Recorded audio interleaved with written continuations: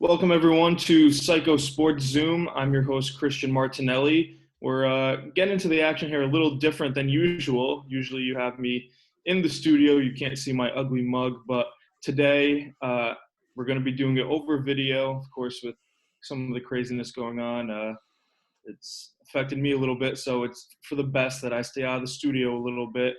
But yeah, I'm lucky enough to be joined today with producer extraordinaire Michael Sandoval and How's it college going? football expert and friend of the station, of course, and that is Pat Sullivan, who's joining us this week, and we're real thankful for it. So thanks, guys, for joining me today. I'm really looking forward to this. Yeah, for sure.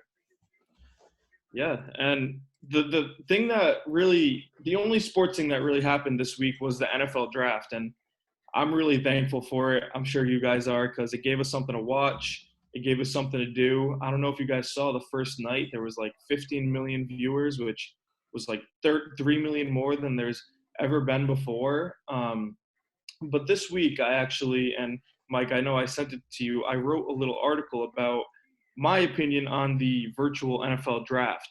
I kind of just, because obviously it was different. It was interesting, and that's something that I kind of wanted to write about, because so often I feel like we always grade teams drafts, but I thought this year would have been interesting to really grade a draft in general. So I want to go to you guys first. What did you guys think of this virtual draft? Did you like it? Did you not like it? Was it just so? Let me know. Yeah, me personally, I loved it. I watched all 3 days of it, and I watched every single pick from the first all the way to 255. And I thought it was really cool the way they did it and had cameras in the players' houses. Me personally, I would probably rather it be that way every time going forward. I don't need to see, these players in these expensive suits going up and hugging the commissioner, a guy who they're probably not going to be favorable for going down the line. But, I like the aspect of the way they did it. I thought it was a little overkill sometimes when they waited so much time in between picks, but for the most part, I thought it was great entertainment. I mean, the first overall pick, Joe Burrow, sitting in his living room with his mother and his dad, no party, doesn't have all these, chips and dip and drinks and streamers and balloons. It was just him, his mom, his dad, just Joe Cool. I mean, he obviously knew he was going first, but it was just so unique to knowing, Joe Burrow through watching him play the past 2 years at LSU and knowing how humble of a kid he is. To see him like that I thought really was kind of icing on the cake of what he's done in the past couple of years. And I think Cincinnati got a really special quarterback in him. But you know what? I think it was really unique for these players to be on their couch with their families and celebrating like that. And I thought that was a really cool, unique experience. And I'm cool with it being that way every year going forward. I know they're going to do it in person, but, I thought Goodell was a little strange throughout the whole thing, but he's a strange guy anyways. I thought his attempts at humor were pretty weak. But, hey, listen, you know what? They brought us entertainment at a time where there's no live entertainment at all. They successfully ran the whole thing without any glitches, which is a huge home run for what they were trying to do. And I think they nailed it. I think I have zero complaints throughout the whole process of what they did. I sat on my couch, watched every minute of that draft. I loved every second of it. That's awesome. Mike, did you get into the draft at all? Yeah, I didn't watch all 3 days like Pat said he did. I did end up watching the first day because obviously that's what I was interested in. I'm like, I want to see, the top picks and everything. One thing that you did mention in the article that did make me laugh that I did agree with, how it says, this draft, they were only surrounded by 5 or 6 family members, which is true.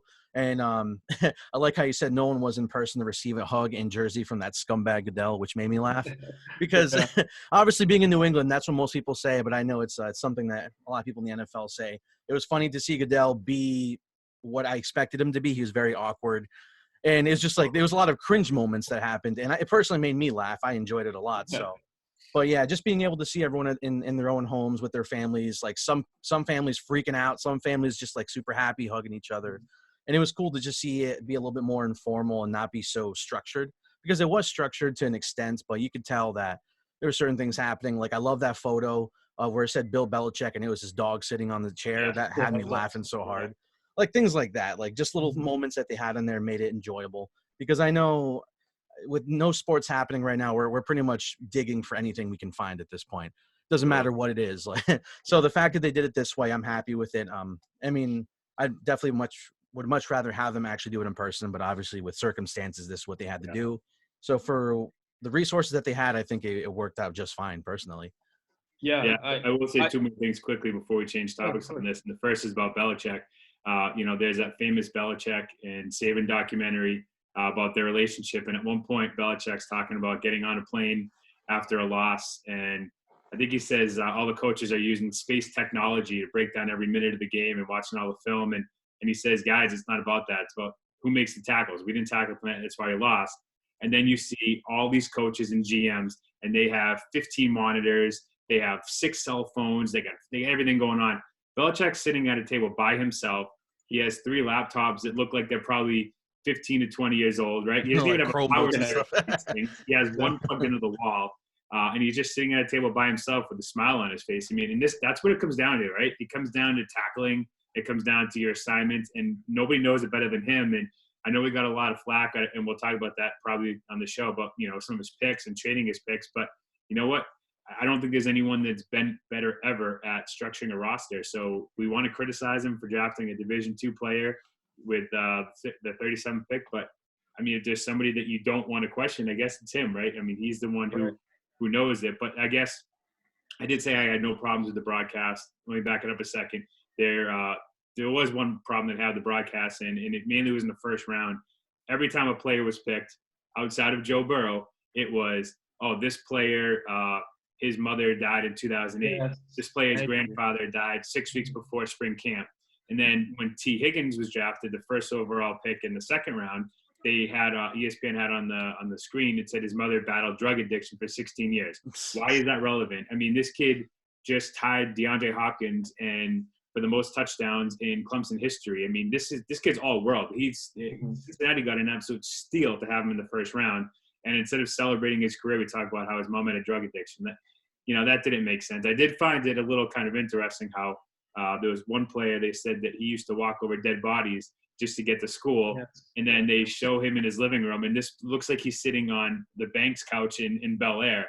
And it's like, wait, this guy is really, really poor, and now he has a better house than most of the coaches in the NFL. It's kind of crazy, but that was my one gripe with ESPN is, celebrate what they've done. Let's not bring back all the sad stories, but that's how they build the content, is to make it dramatic. And right, these guys just have been such entertainment for college football fans. Celebrate where they are now, and not where their parents were at some point. But other than that, everything was perfect. Yeah, I totally agree, and that's what I wrote about in my article. I thought it was cool. You get a little bit of an inside look. I think ESPN and NFL Network coming together, they did a solid job. And honestly, the only thing they did, they laid it on real heavy. Honestly, it was just too much when you're in a time when you'd probably want them to bring a little bit more positivity to the world with all the negativity going on. They're talking about whose mom did this, whose brother is dead, this, that, and the other. It was a little much. And then my only other critique was too much Goodell. He started man-spreading at one point. He was kind of showing off, his lazy boy couch and a little bit more. I mean, he was trying to be funny. I get it, but a little too much Goodell. But all in all, I think ESPN and NFL Network coming together, they did a real solid job. And it's something I want to talk about that you alluded to, Pat, is did the Patriots do a solid job? Because when the Patriots drafted out of the first round, I don't think too many people were crazy surprised about that. The 23rd pick, I think a lot of people were expecting them to probably move from that pick. It was 50-50 toss-up. It was just such New England, right? Yeah, exactly. Most New England move of all time. Yeah, but when they did, and they moved down to the 37th pick in the draft, you're like, okay, well, Adam Schefter says they're going to be able to get the guy they want at 23 here. So you're like, well, who can that guy be? And then next thing you know, right there, Kyle Duggar, safety from Lenore-Rhine, 37th overall pick, D2 school. So when I saw that, obviously, like probably most other people, I didn't know of him, never heard of him, never heard of Lenore-Rhine. Pat, I know you wrote your mock draft going into this. Where did you have Kyle Duggar going? Or was he even on your board at all? No, he wasn't. And I did watch Kyle Duggar in the combine, so I did know a little bit about him. and I watched him in the Senior Bowl, but I didn't think he was going to go. I mean, at least in the top 3 rounds. I previewed the top 3 rounds, and I didn't have him going there because I figured just because of the school he went to. He's also a 6-year senior, so he's 2 years older than, maybe 3 years older than a lot of the other guys in the draft. He is a freak athlete, so he's kind of that Belichick guy who's under the radar. You kind of throw him in there and hope that he can catch up to the speed, because he was playing at Division II in North Carolina, and I looked up the schedule last year, and yeah, they were very successful as a team, but the schools that they were playing. I didn't know any of the schools that they were playing. It was almost, I'm reading this thing and I'm shaking my head, and it's just like, maybe Belichick's dog really did make the pick, because this makes no sense why he would have went in the second. The more that I read into it, there were some other scouts that had him pegged as a second-round talent. The strange thing to me is, as a safety, he went before Grant Delpit, who was, in my opinion, the best safety in college football, maybe even better than Xavier McKinley. So for them to take a guy like Kyle Duggar over Grant Delpit, who just won a national championship, who was, maybe you could even say, the heart and soul of that LSU defense, and you pick a Division II player over him, that to me was a major head scratcher. I wasn't surprised they traded out at 37, because let's face it, they don't have money. So you're not going to be able to afford to pay a first-round player. So I ironically had Kenneth Murray as the Patriots pick at 23 when I did my preview, and he actually went in that spot when the Patriots traded out of him. But he's going to make about, I think, $22 million. I think in that 23 spot, about $22 million, 10, 15 a signing bonus. So the Patriots just don't have that. So I wasn't surprised they traded out, because they just don't have the cap. I think right now they only have 1.7 million available in the cap. So with that kind of money, I mean, they're going to have to restructure other contracts or cut players just to sign the guys that they got. So, I kind of wonder in the back of my mind too, if maybe a Division II player doesn't have the best agent. And maybe that's also a benefit for the Patriots, because I'm sure Grant Delpit has one of the best agents out there, because he's one of the best players out there. And maybe that's, this is all speculation. But aside from that, love the Anthony Jennings signing. As you could tell, I mean, I watch Alabama football and know a lot about him, but Anthony Jennings is just an absolute freak. He's a guy that the Patriots fans are going to fall in love with. He's going to be, a guy like Dante Hightower, who you're going to see here for a long time. Plays a different position, but you're going to fall in love with him quickly because of the way that he plays. Devin Asiasi, I thought, was a great pickup. I know he wasn't as high as some of the other players in the position at tight end. He went at, in the 3rd round, and Randy Moss's son didn't even get drafted. But Asiasi is a great player, and I think Dalton Keene's going to be a good player too. And they kind of have different molds. Devin Asiasi is going to be more of the fast receiver, the guy who gets yards after the catch, kind of like Aaron Hernandez was when he was playing football, obviously. And Keene is kind of more of like a Gronk. He's a guy who's going to go in there. He's a great blocker. He can go out in the flats. He's going to catch some passes. He's going to get you first downs, get you hard catches. So, it's kind of funny. Everybody thought, that 3rd round, go Jake Fromm, get quarterback. And instead we went back to the 2 tight end mold. And I think the Patriots may go back to a system where they're going to run the ball a lot more. They're going to use the tight ends a lot more. Wish they did this last year, but, it is what it is. And I think, aside from that 1st round, because it was, or the 2nd round with Kyle Duggar, I think the Patriots had a pretty good draft. I mean, I wanted them to address linebacker and tight end, and they addressed those throughout the entire draft. Yeah, and I definitely like the double tight end pick in the 3rd round. That was interesting. I don't think it's a bad draft at all, but if I'm just going to circle back real quick to Kyle Duggar, here's the question I want to ask you, Pat, because you said earlier that Belichick puts together a better roster than anyone in NFL history, and it's hard to deny that. But for me, my only criticism I ever have of Belichick is that sometimes I find him to be a little cute. Sometimes I'm not sure if he's trying to show how smart he is. So for me, when you don't go with Grant Delpit, that is going to be a very good player, instead you go with Kyle Duggar, the D2 guy who looked like a man-child in his league. It makes me think, was that a cute pick? Was that Belichick trying to flex his brain muscle? Or is it who he thought was the best player on the board? Because I don't know. It's kind of hard to say that he's better than some of those players that were picked after him. Sure. I mean, I think that's part of it. I think he does like the shock factor. He does like everybody saying, why the hell did you go with him? And then all of a sudden the guy turns out to be a 10-year starter in New England. I mean, I think he does like that. I mean, listen, Grant Delpit, again, was one of the best safeties in football. He missed a lot of tackles. I mean, that was the one thing about him. He's great in coverage. He reads the play better than probably anybody at a position, but he misses tackles. This guy, Duggar, is he's just a physical specimen. He doesn't miss tackles.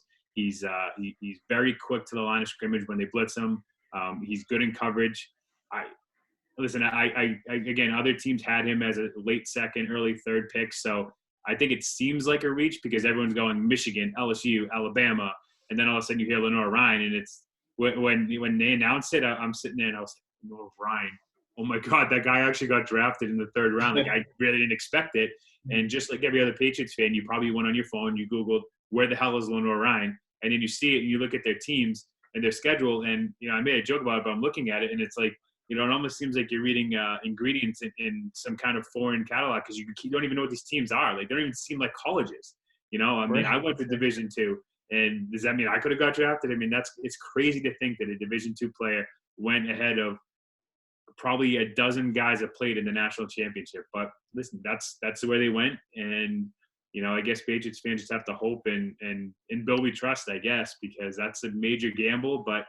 I think if it was the Packers or the Redskins or anybody else who made the pick, it would be like, all right, maybe the guy's something. But because it's the Patriots, because it was the very first pick after Tom Brady leaves the Patriots, the first post-Brady draft pick in 20 years, and everybody's thinking, oh, maybe Jalen Hurts, maybe it's going to be quarterback, and then it's a safety from a Division II school. It's almost like so perfectly Belichick that I actually, when the more I thought about it, I smiled and I was like, that's perfect. Like that is just like the quintessential Bill Belichick move. I'm not going to go with the safety from LSU. I'm going to go with the safety from the Lenore Ryan. So everyone's going to be talking about it. No one's even going to know what the hell I did.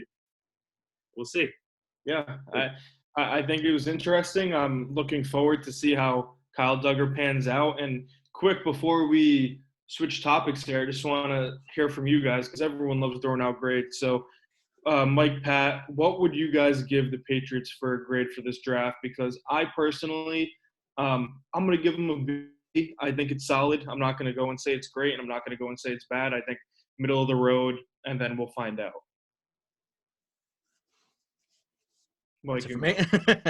Yeah, so, I mean, based off of everything I've seen, I always like to check out stats. I mean, because I feel like personally someone could be great in college football and then be completely different in the NFL. So it's obviously a matter of just time, taking your time, seeing how they develop over their training, and then eventually when they actually play in games.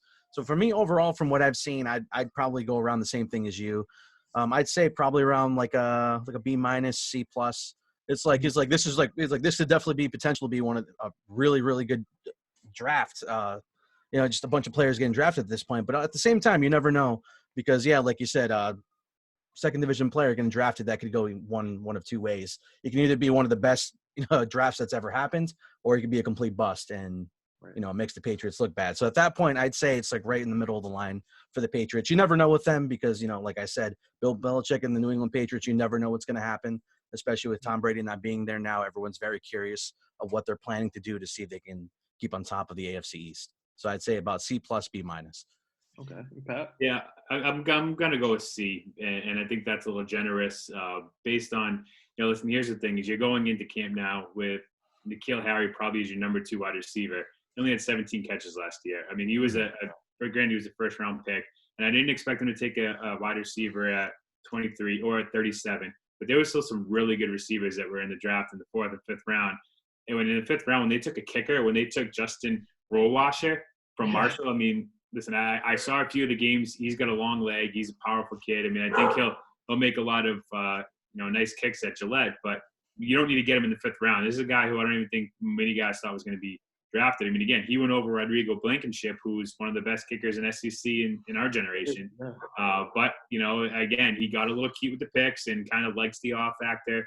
I think the problem with this though is there's just too many guys that he took that need to be home runs. Right, you really need Kyle Duggar to be a home run. You need Rohrwasser to be a home run because in this generation of us being Pats fans, there's been 2 kickers. right? Vinatieri and Gostkowski. I mean, forget whatever happened last year. That was kind of an anomaly. But is this guy going to be the next kicker for the next 10 years? I don't know. I mean, the guy's already got to go to a tattoo specialist to get things covered up on his arm because he has these crazy tattoos. I mean, Josh Uche, I know some guys at Michigan, and I reached out and asked them about him, and they said he's got a big heart. He wants to be good. He really loves the sport, but he was a senior and he only started 1 year. He only had 33 tackles. I mean, you need him as your second pick in the draft. You need him to really be a hit. And I think the only surefire guarantee guy that I see as a college football expert is Anthony Jennings. And I think Anthony Jennings will be a home run if he's healthy. But I think there's just too many questions. There's too many variables in this. And there's too many guys where it's like, oh, I could see him working out, but it depends on how Belichick uses him. No, there was guys in the draft. There was some wide receivers that were, this guy can come in. He can run a 4.40, so you already know he's got the speed. But instead, we waited till, to get some UDFA guys, and I'm not sure if the undrafted, class is really what it's supposed to be. So we'll see. I mean, again, this is you wonder why Tom Brady went into Tampa, and you look at the wide receiver depth chart next year, and that's your reason right there. Right. Yeah, and it's fair criticism from both of you guys. I think, yeah, it could pan out to be a god-awful draft. It could pan out to be a decent one. I don't think in any stretch of the imagination it's going to end up as a home run. But quickly, because we're coming down to the end here, I kind of want to get into who you guys thought had a great draft and had a bad draft. I'll just start quickly since I'm already talking. So for me, the team that I thought did the best were the Cowboys. I think they did a great job addressing their needs. Obviously, first round, they went for Diggs, correct? Yeah, they went with the first round, they got CeeDee Lamb. CeeDee Lamb, correct, yeah. They went CeeDee Lamb, yeah. And then after that, they went and got Trayvon Diggs, Neville Gilmore, Reggie Robinson. So I think they really did a great job. They got another center from Wisconsin. And then talking about Wisconsin, my least favorite draft, which I'm assuming might be yours as well, is the Green Bay Packers. I think they did a god-awful job, especially with their first few picks. Just getting the quarterback who really was kind of shaky, especially his last year in college. The interception numbers weren't great. To back up Rodgers, who I don't know if he's going to be done in 2-3 years. It doesn't seem like he's going to be, but who knows? And then the next round, you go and get a running back who, is a solid running back out of Boston College, but you have two good running backs. Why do you go and do that? Then your next pick is a tight end. You're going to convert to a fullback. So that didn't make sense to me. I thought the Packers did a terrible job, but you guys let me know. What did you love? What did you hate?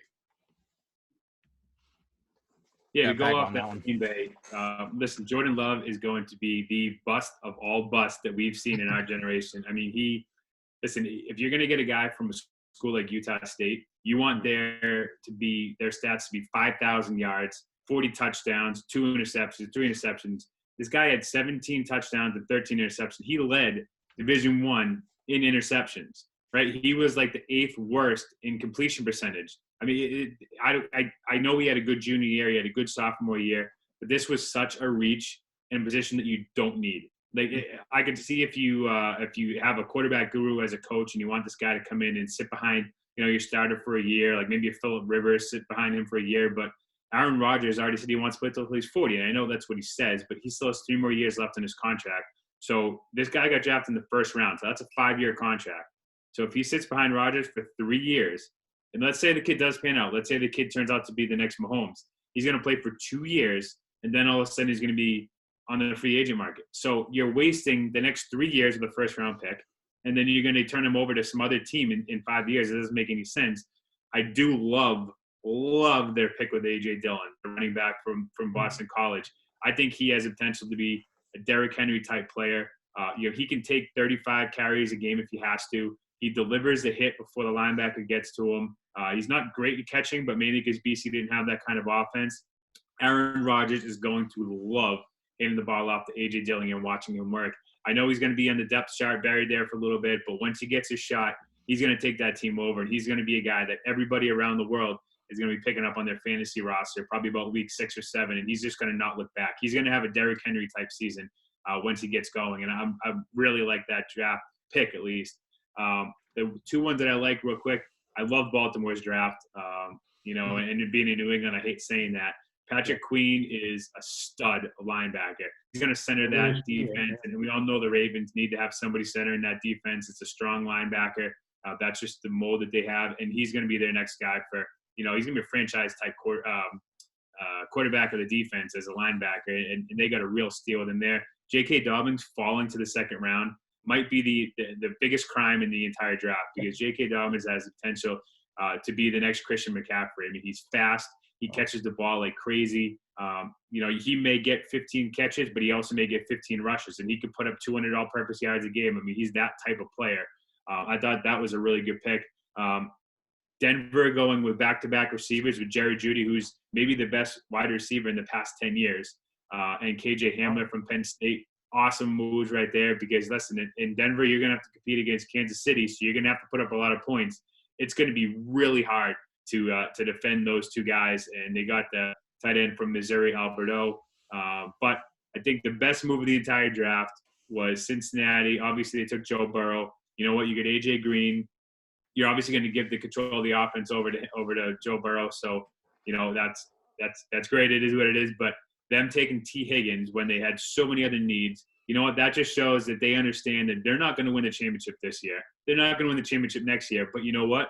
Let's get a receiver to build with and to grow with Joe Burrow. It's a really exceptional talent. You put these two guys together, and you could see 2 or 3 years down the line, they could be the number one, number two, offensive 1-2 threat in the entire sport. So I really like that pick. When everybody else said they're going to go linebacker, O-line, they went that way. So I thought Baltimore had a really good draft. I thought Green Bay was shaky at first, but they settled out in the second round. And again, the Patriots, well, that's a major wait and see. But I would probably go with Baltimore as probably the best draft. Awesome. Yeah. And in case everyone couldn't figure out, Pat knows a lot about college football. And Pat, your show on college football Impact, when is that? Every week? We haven't been running it in the off season. Okay. We will be back, probably next month to kind of, go over some of the things coming up. And, it's kind of a really tricky part in the sport right now. Just give me 2 minutes of my soapbox here, because the NFL can play in empty stadiums. It's not a problem, right? Because the revenue for the NFL isn't in ticket sales. It's in their TV contracts. It's in their endorsements and their commercials and everything else. So if Gillette Stadium doesn't have, if they go half stadiums, if they go quarter stadium, if they have nobody there, then they're still going to make money. College football, that's going to be really tough to be able to pull that off. And also, they've already, the Power 5 commissioners have already said that if they do not have students on campus, then they will not be college football, because you can't expect someone to go to campus to play, to eat, to learn, even if it's remotely, and then go to practice if you don't think it's safe for the regular co-eds to be on campus. So college football is in grave danger right now of not happening in September.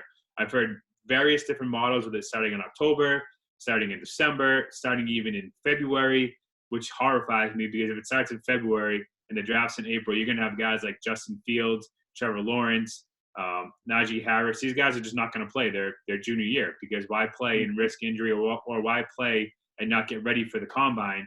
And it's a tough time for the sport. We just got to hope and pray that there's some resolution to this coronavirus soon, and that we can get these students back to campus safely and play the sport safely, because otherwise college football Impact's not going to have a whole lot to talk about for another year. Yeah, and unfortunately we're kind of out of time here, and I could talk with you guys about this all day. There's so much to talk about, but I really appreciate you guys for coming on with me and talking with me. It was a lot of fun to be able to do this. Thank you for everyone listening in. Hope everyone's staying safe right now, for just doing your best to stay away from people, staying healthy, things of that nature. And thank you guys for listening in to Psycho Sports Zoom edition. Had a lot of fun. For Pat Sullivan and Mike Sandoval, thank you guys so much for coming on. I really appreciate it. I hope everyone has a great day. Take care.